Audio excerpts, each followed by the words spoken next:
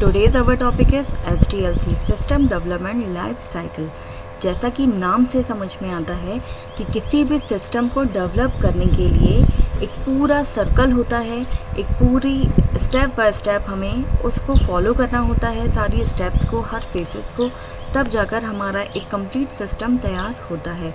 तो किसी भी सिस्टम को डेवलप करने के लिए जो स्टेप फॉलो की जाती हैं और स्टेप बाय स्टेप जो वर्क किया जाता है, that is SDLC system development life cycle. जैसे हम बात करें सॉफ्टवेयर इंजीनियरिंग में भी, वहाँ पर भी किसी भी मॉडल को, किसी सॉफ्टवेयर को, किसी भी चीज़ को डेवलप करने के लिए अलग अलग स्टेप फॉलो की जाती हैं। जैसा हम यहाँ डायग्राम में देख सकते हैं कि यहाँ पर इनिशियल स्टेज है, ऐसे step by step there is different kind of phases जो कि हमें फॉलो करना होता है। हर स्टेप को आप फॉलो करोगे तब जाकर आपका एक कंप्लीट सिस्टम तैयार होगा। तो हर यहाँ पर ऐसा नहीं हमें एकदम इनिशियल स्टेज मतलब शुरुआत से हमें स्टेप 1 जैसे हम सीढ़ी भी चढ़ते हैं तो ऐसा तो होगा नहीं कि हम एक सीढ़ी चढ़ें और यहाँ से डायरेक्ट हम किसी और पे जंप करें। तो इससे क्या होगा अपन समझ सकते हैं। तो यहाँ से हमें स्टेप बाय स्टेप एक स्टेप को फॉलो करना होता है, तब जाकर आपका एक कंप्लीट सिस्टम तैयार होगा। तो ये स्टेप हमें आगे चल के इनको समझना है हर स्टेप को, क्योंकि आपका जो सेट पेपर है सिस्टम डेवलपमेंट लाइफ सेट जो पेपर है आपका, जो कि SDLC पर सिस्टम डेवलपमेंट लाइफ साइकिल पर बेस है। यदि आपने SDLC के कॉन्सेप्ट को बहुत अच्छे से आपने समझ लिया, इट मीन्स कि आपने ये पूरा जो कंप्लीट पेपर है इसमें डिफरेंट टाइप से क्वेश्चन पूछे जाएंगे, बट कहीं ना कहीं वो रिलेट करेगा आपके इस टॉपिक से। That is important topic SDLC। तो जो आपको जैसे कि इसका फुल फॉर्म क्लियर हुआ है कि सिस्टम डेवलपमेंट लाइफ साइकिल, या इसको सॉफ्टवेयर डेवलपमेंट प्रोसेस भी कहा जाता है। और मेन चीज़ इसका काम है, किसी भी सिस्टम को जब हम तैयार कर रहे हैं तो हर स्टेप को यदि आप एक सिस्टमेटिक तरीके से करोगे, हर स्टेप को यदि प्रॉपर वे में हम फॉलो करेंगे तो वो हमारी उसकी परफॉर्मेंस जो होगी वो बहुत अच्छी होगी और हम एक अच्छा सिस्टम डेवलप कर पाएंगे। तो ये SDLC की डेफिनेशन आप बता सकते हैं। देन ये जो होती है, आप लोग जब एग्ज़ाम में हमें डायग्राम बनाने होते हैं तो इस तरीके से आप पूरा एक साइकिल टाइप का सर्कल टाइप बना सकते हैं, जिसमें हर एक स्टेप बाय स्टेप आप इन प्रोसेस को लिख सकते हैं। तो यहाँ पर ये डायग्राम है जस्ट एग्जांपल, पर मैंने यहाँ पे इसके आगे से इसके बाद ये जो 7 फेज़ हैं जो कि SDLC के मेन स्टेप्स हैं, जिन्हें हमें 1 बाय 1 करके फॉलो करना है। और जब ये एक साथ हम जब कंप्लीट करते हैं फिर वापस से ये पूरी, तो किसी भी सॉफ्टवेयर को, किसी भी चीज़ को डेवलप करने के लिए इन स्टेज से होकर हमें गुजरना पड़ता है। तो जिसमें SDLC की अब हम इसके आगे इन टॉपिक को पढ़ेंगे तो आपके दिमाग में एक चीज़ होना चाहिए कि आप जिस भी सॉफ्टवेयर को डेवलप करना चाहते हैं, या आप कोई बिज़नेस, यदि आपका माइंड है तो आप बिज़नेस की कोई प्लानिंग आपके माइंड में है तो आप उसको लेकर इस SDLC को दिमाग में रखें। तो आपको इसकी जो एक इमेज हमारे माइंड में सेट होती है कि यार study of the problem, making plan, तो किस चीज़ की स्टडी करना है, किस चीज़ की प्लानिंग करना है। तो आपको जिस भी फील्ड में आपको इंटरेस्ट है, आप उस फील्ड को लेकर आप इस टॉपिक को उससे रिलेट करें, तो ये आपका कॉन्सेप्ट ज़्यादा अच्छे से क्लियर करेगा SDLC। तो अपन अब नेक्स्ट देखते हैं यहाँ पे। तो first is the study of the problem, जैसे इनिशियल इन्वेस्टिगेशन कहा जाता है, जैसा कि नाम से समझ में आता है study of the problem. It means कि हमें देखना है, यदि सबसे पहली चीज़ हम एक सॉफ्टवेयर डेवलप करना चाह रहे हैं, जैसे कि हमारे कॉलेज में हम एक फ़ीस काउंटर की हम बात करें तो वहाँ पर एक सॉफ्टवेयर ऑलरेडी है जिस पर वर्क किया जा रहा है। तो अब हमें देखना है कि अब हमें उस चीज़ के लिए एक सॉफ्टवेयर डेवलप करना है नया।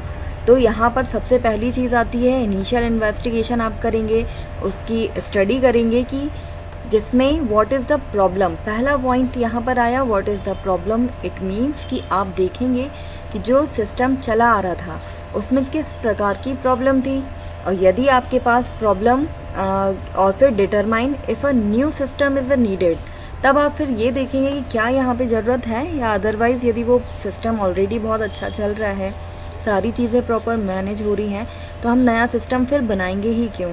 तो वो हमें देखना है यहाँ पर स्टडी करना है उस चीज़ की। फिर यदि हमने देखा कि यदि हमें सिस्टम की ज़रूरत है एक नए सिस्टम की, क्यों? क्योंकि पहले सिस्टम में किसी न किसी प्रकार की प्रॉब्लम है, तो हम क्या करेंगे, दूसरा एक नया सिस्टम जो हम तैयार कर रहे हैं, तो हमने जब स्टडी कर ली कि इसमें ये प्रॉब्लम थी, तो हम ये भी देखेंगे कि क्या ये प्रॉब्लम का सल्यूशन आपके पास है।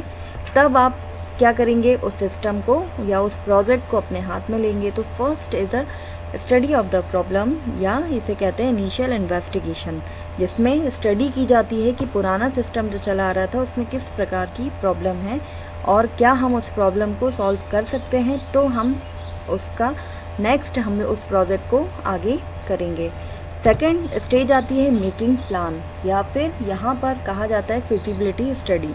तो आप जब इसकी डेफिनेशन आप लिखते हैं या आप इनको पॉइंट्स को लिखेंगे, तो आप क्या लिखेंगे, सिस्टम डेवलपमेंट लाइफ साइकिल की ये सेकेंड स्टेज होती है, जो कि किसके बाद आई, स्टडी ऑफ द प्रॉब्लम के बाद सेकेंड स्टेज आती है मेकिंग प्लान या फिजिबिलिटी स्टडी। जैसे मेकिंग प्लान तो समझ में आ रहा है, फिजिबिलिटी स्टडी का हिंदी फिजिबिलिटी का मीनिंग होता है साध्यता। इसमें हम देखेंगे, प्लानिंग करेंगे कि हमने जो स्टडी तो कर ली, प्रॉब्लम तो हमने निकाल ली, अब हम यहाँ पे देखते हैं फिजिबिलिटी स्टडी कि आप जो सिस्टम को डेवलप करने जा रहे हैं तो उसकी किन किन पॉइंट को लेकर आप स्टडी करते हैं। एक तो उसकी इकोनॉमिक फिजिबिलिटी देखते हैं, टेक्निकल देखते हैं, ऑपरेशनल देखते हैं और शेड्यूल देखते हैं। ये 4 पॉइंट पर स्टडी की जाती है मेकिंग प्लान में। इन पॉइंट्स के अकॉर्डिंग प्लानिंग की जाती है कि आप जब इकोनॉमिकल यदि हम बात करें तो यहाँ पर क्या देखेंगे आप कि यदि जो सिस्टम आपके पास था, आप एक नया प्रोजेक्ट जब बना रहे हैं तो उसमें पैसा कितना लग रहा है, कॉस्ट एंड बेनिफिट यहाँ पर एनालिसिस की जाती है। टेक्निकल इशू देखा जाता है कि उसमें कितनी रिस्क है, देयर इज़ सॉल्यूशन और नॉट। ऑपरेशन फिजिबिलिटी में कि वो जो हम सर्विस देंगे इट्स रिलायबल और नॉट, शेड्यूल है तो उस ड्यूरेशन के अंदर हमें वो प्रोजेक्ट को कंप्लीट भी करना है। तो ये इस तरीके से इन पॉइंट पर क्या की जाती है, स्टडी की जाती है फिजिबिलिटी स्टडी।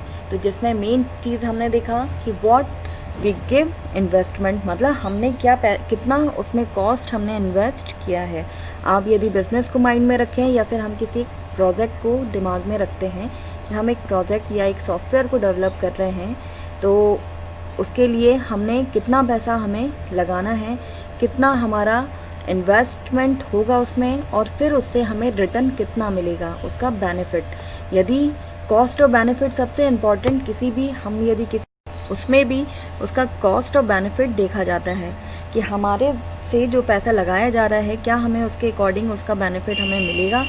फिर नेक्स्ट आता है एनालिसिस, जो कि SDLC का थर्ड फेज होता है, जिसमें हम देख सकते हैं data flow diagram, interview, on site observation, questionnaires and data dictionary.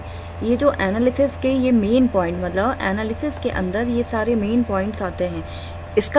इससे हम क्या समझेंगे कि एनालिसिस एक ऐसा फेस होता है जिसमें अब तक स्टडी और जो प्लानिंग की गई है उनके बेस पर पूरा डेटा का कलेक्शन किया जाता है, पूरा एनालिसिस किया जाता है। और डेटा को कलेक्शन करने के लिए, क्योंकि जो भी आप वर्क करेंगे वो अकॉर्डिंग टू डेटा, जैसे फॉर एग्ज़ाम्पल मुझे किसी भी कॉलेज के लिए एक वेबसाइट को डेवलप करना है, तो उस वेबसाइट को डेवलप करने के लिए मुझे उसका पूरा मुझे क्या चाहिए होगा, डेटा, कि वो किस प्रकार से काम करते हैं, क्या क्या प्रोसेस है, क्या क्या चीज़ें वो प्रोवाइड करते हैं। तो वो सारी डेटा का जो कलेक्शन है वो मुझे चाहिए, जिसके बेस पर मैं अपने प्रोजेक्ट को एनालिसिस करूँगी और उसको डिज़ाइन करेंगे हम।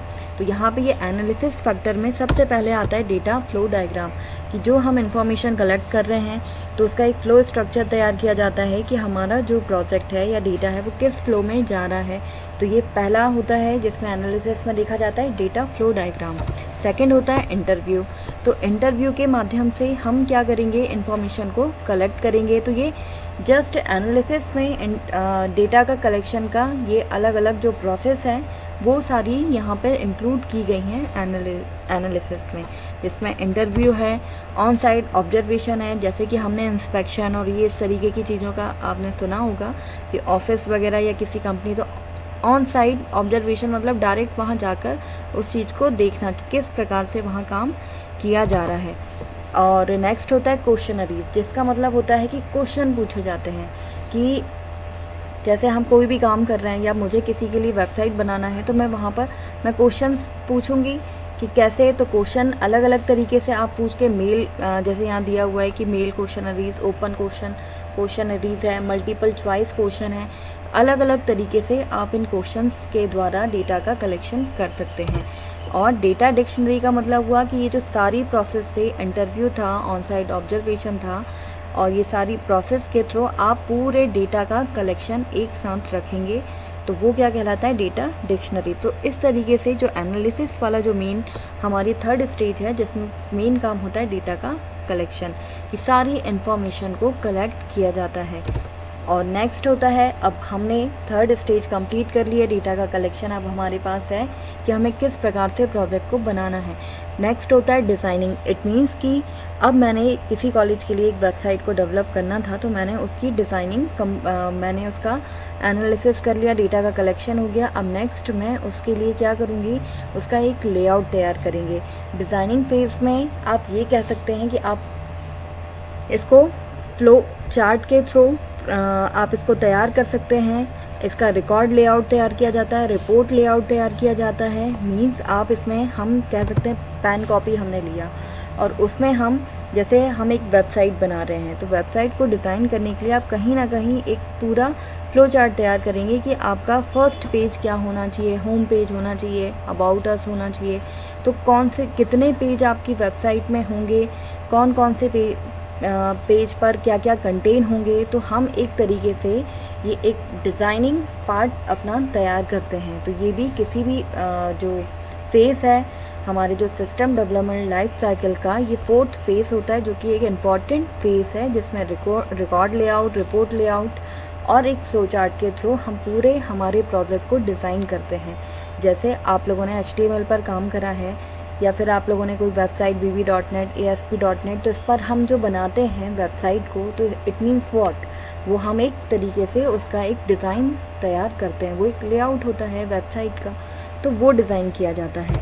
जैसे हमें एक सिस्टम को जब डिज़ाइन करते हैं तो उसमें क्या देखा जाता है कि किस प्रकार से इनपुट होगा और किस प्रकार से हमें उसका आउटपुट प्राप्त होगा, जिसमें ये रिपोर्ट, स्क्रीन और ये सारी चीज़ों को देखा जाता है। फिर नेक्स्ट आती है, फिफ्थ स्टेज है हमारी टेस्टिंग।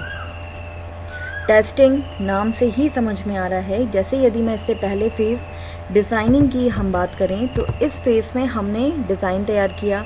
फिर जब हमने कंप्लीट कर लिया अपने प्रोजेक्ट को, डिज़ाइन कर लिया, तो हम उसको क्या करते हैं, उसकी टेस्टिंग करेंगे। टेस्टिंग का मतलब होता है कि उसको ये देखना कि हमने जो प्रोजेक्ट बनाया है या हमने जो भी काम करा है उस प्रोजेक्ट में किसी प्रकार की कोई, तो उसमें सभी प्रकार की टेस्टिंग, हम अब उसकी टेस्टिंग करेंगे कि उसमें किसी प्रकार की कोई एरर तो नहीं है।